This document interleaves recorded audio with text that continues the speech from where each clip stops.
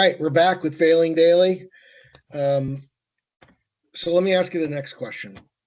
You started off this conversation about who you were, saying you're a man of God, and I also wanted to talk about leadership philosophy. So I'm curious, what role does that play in how you approach, leadership in your company? I'll have to give a quick major shout out to my wife Cassie here, because I was raised Catholic, went through that whole the CCD education process, and I did not mesh well with that group because I more of a mathematical, scientific geared mind. So I wanted some explanation behind areas that I did not, to put lightly, did not usually get responded very well.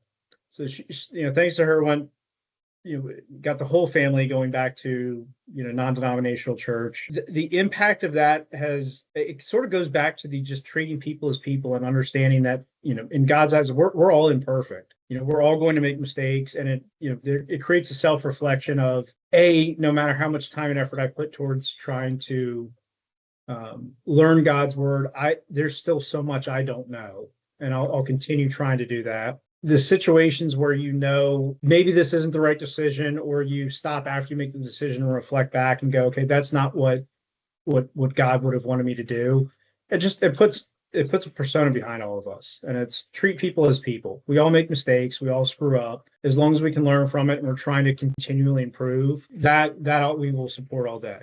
So do you have a leadership philosophy? Are there things that are important to you? Obviously, accepting people for who they are is part of it, but do you have an overall philosophy? Very much a servant leadership approach is how I would say we've grown that out internally. And I don't know that I've ever broken down per a strict definition what our leadership approach is, but treat people like people. The goal is the mission of the company needs to be as clearly portrayed as absolutely possible. From there, you're building up a team of employees, and the focus is giving them the ability to execute on the areas that they're focused on and supporting them to do so.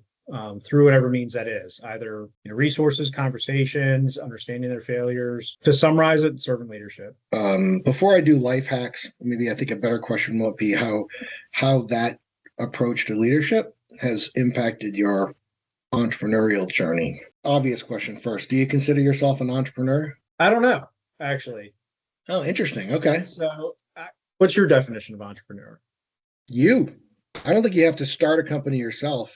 I think running a small business is being entrepreneurial. I think if you're responsible for a growth and the accomplishment of a mission while you have to worry about people, I think that makes you entrepreneurial. So it's, there's being an entrepreneur and then there's being entrepreneurial. I think whatever, to me, they're the same difference. If you're not at all interested in having those level of responsibilities, if they either scare you or it's just not what you want to do and you want to solve the technical mission or do the project, then you're good.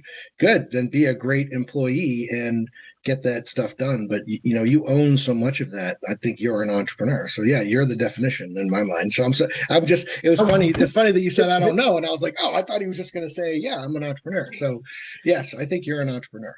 Yes, I appreciate that more than actually. Because as I look at it from the outside, you hear the term entrepreneurial, entrepreneur, you're entrepreneurial. To me, my vision of that was, hey, this is individuals who can build and scale companies quickly and build those teams rapidly and do so in multiple successors. So right now I have the one company, so that's the only area maybe I get hung up is. I would challenge that only in saying that you're putting a level of success or performance on the requirement of being an entrepreneur. You can be an entrepreneur and not succeed at any of those things, but you're still entrepreneurial. So I guess you're saying a good entrepreneur can do X, Y, and Z, but you can be entrepreneurial and go try stuff. And like we said, failing is part of it. So, a lot of times you're a bad entrepreneur before you're a good entrepreneur. That's a valid point. You got to go through multiple iterations. Right. And I'm not saying that, but my understanding of that in a bad way, but it's just a perception on my view of entrepreneur is I'm not building out multiple aspects as of now, nor do I care to, because our focus is entirely the mission that we have at hand. Maybe the thing that would make you a more successful entrepreneur than many, and including me, would be that you have a focus. I mean, sometimes those of us that are entrepreneurs or think we are maybe don't have the focus we need sometimes. So if you're really focused on a mission you want to accomplish, I think that's powerful too. So, i.e., you're just doing it differently. Well, but to me, you're an entrepreneur. So there you go. I appreciate that. I'll Right. put my hat on that then. I'm gonna that's going in my LinkedIn profile now. Hell yeah. Seriously. Well, You're a small business guy, you're an entrepreneur, you're tackling missions, you're bidding contracts, you're trying to win work, you're managing people. My God. Yeah, you are. Yeah, you are. So all right, I'm not giving up on that one. I'm not debating that. You are an entrepreneur. okay. So have you got any life hacks that would be useful for us that are trudging through our day trying to survive? The biggest life hack that as we've grown in scale that I aside from quasi having ADD and being able to hyper focus in certain areas and then building a team around you that is better at focusing on the other areas that you suck at, that tends to help quite a bit.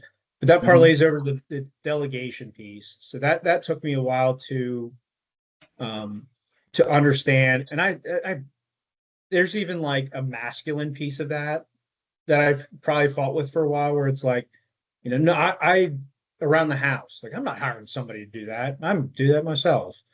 The same applies to the household and the business. Is what's your time worth, and evaluating where you're going to focus your time based on the worthiness of your time, and where if you delegate that task or it is less expensive to hire someone out for that task, how that allows you to then spend your time. So figuring out that aspect and not even acting on it is probably the biggest life hack. Keith and I, my brother, have had this conversation before. And I think a lot of folks look at that from well, if you're doing apples to apples, if you're paying X dollars for somebody to do this task, you better be working during that time to generate Y dollars. I do look at that differently, especially as we have a growing family. No, that it doesn't necessarily mean I need to go apples to apples to say I'm paying someone to do this task because I'm generating more money at that exact moment doing this other task. It may allow me to spend the time with my family that I want to spend. It may allow me to go sit in a tree stand for a tiny bit, which clears my head to think. All of which then compounds on the time I do spend focusing. So that is one life hack that someone else has shared with me, Jim Atkins, another amazing gentleman who's the owner of SFA. And it took me a while to learn that hack. How do you figure out which things you can hack? Which things can go away? Myself, my propensity to focus and achieve some level of outcome on something I'm interested in is exponentially greater than me completing a task that I'm not interested in. So for me, personally, I use what is my level of interest in this, and then if we're remotely in the realm of whatever equation I may use to determine my time's worth, if we're within that ballpark, I'm finding someone else to do that task. Where I do struggle is where there's a task I want to do that I can't find the time for, and it's going to cost me a lot more to get somebody else to do it. That's where I tend to get. That's where I struggle. Have you got any advice for someone who's starting a business or about to begin that adventure? The failing daily is like the perfect definition of the advice you give behind that. I know you've experienced it, which is why that is the name of the podcast. Those that can't fail and take it as a learning curve and roll forward, you're going to be depressed sitting in a corner before you even get going. So I that hands down is the biggest single factor to entrepreneurial motivation there. Yeah. Great. You're not going to get argument out of me there. What are some of the misconceptions about running a small business? The single biggest one I feel like we're bumping into as of lately is there's more money flowing up top than in reality because cash flow. I'll boil it down to that. That's the biggest misconception I think I see is your P&L does not equate to cash, the companies individuals have available, because juggling that is a monumental challenge, especially in periods of growth. So and I'm not saying that from necessarily a negative standpoint, but it's, companies may see or employees may see a revenue number and hey, we've won this work revenue type approach. It doesn't always immediately parlay to ability to grow benefits and other areas, which is a huge desire. A great way to have folks that maybe don't own the business understand, I think, is what you just said, especially in periods of growth. Explain why cash flow is a challenge, especially in periods of growth. Can you just kind of walk through it for 10 seconds so that the person goes, oh, no kidding, you know? Well, and I will have to focus towards, our business being services. So when we grow, we're hiring individuals, and in periods, we're hiring exponentially more individuals who we have to float payroll on. So we're paying individuals well in advance of us receiving payment back, which means, our bank account needs to float at a much larger number at any given time to be able to fund that. You're going to get me off on a tangent there, because that's probably one thing that bothers me. Then you get, quarterly tax payments, quarterly tax estimates. So not only do we have to float the ability to cover payroll, because that's like you said earlier, you did say this earlier, is that's an absolute no questions asked. We can't screw up there. There cannot be a situation where our people don't get paid. And then, roll in the quarterly tax estimates. As soon as you get the till built up to a certain point and you're like, oh, cool, I might be able to pull out some money to invest or do whatever I want to do with. No, it goes over to the tax man. And then a lot of unknowns with, for us being a GovCon business, compliance in particular, but not only the internal growth, the operational growth to support internal employees. Hey, HR, they're getting, we may have 1-2 people supporting that, but we just hit a growth cycle. So now we need to hire another individual to help support that team. And in doing so, it allows the HR manager to continue focusing on improving our benefits versus just scraping to maintain what she can and keep everything in line. And then compliance, GovCon space, that's been if you look at your personal finances, that's the best way I can describe it. Look at your personal finance, you got your bills to pay, you're going to buy a new house, your bills just went up, and it's going to take you time to make that money back. And then, oh, by the way, because your bills went up, your tax bill just went up. And then, oh, by the way, because your house grew, your wife's going to want to, somebody to help clean, or husband, not to to clean the house, and it compounds, and you have to be aware of all those compounding costs. Was that an explanation? I think that's well said. Yeah. And you throw into that, you're still investing in your innovation factory or whatever you call it, and you still have to do business development, and those things can't go away, and then you're stretched thinner. And so growth is awesome. It's also sometimes I understand why that can kill a business. We had tried to grow for a number of years, but had kind of remained largely the same.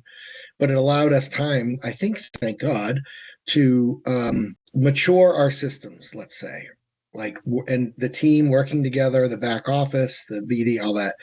And then there was a contract that doubled our company, and we were ready for it. To the extent that you can be, but we could have been very unready for it. It could have, it could have not been a good thing. As it turns out, it was great. But man, there was some moments there trying to figure it out. And you have a line of credit and all that stuff, but it's a lot of money to be out there. And if the government has a problem making it, for example, something simple, it could be one thing.